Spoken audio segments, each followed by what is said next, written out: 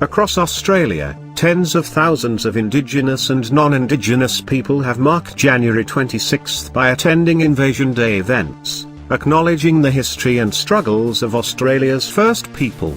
In Melbourne alone, estimates put the number of attendees at the March Against Australia Day at more than 10,000, while organisers estimated that there was closer to 80,000.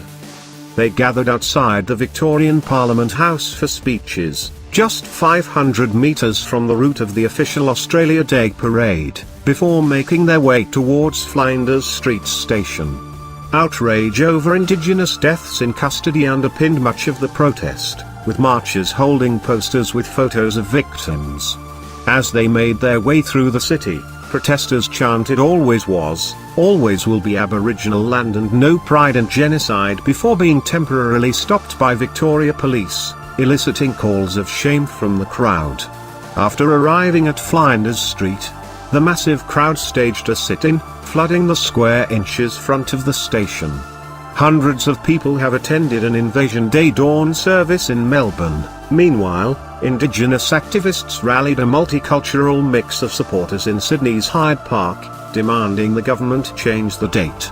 "We don't need to change the date, we need to change the country," Greens NSW MP David Shoebridge told the crowd on Saturday.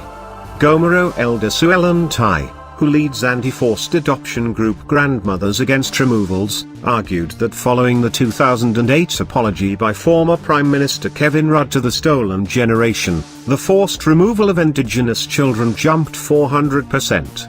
"We are not our politicians' legacies," Ms. Tai said, to cheers from the crowd.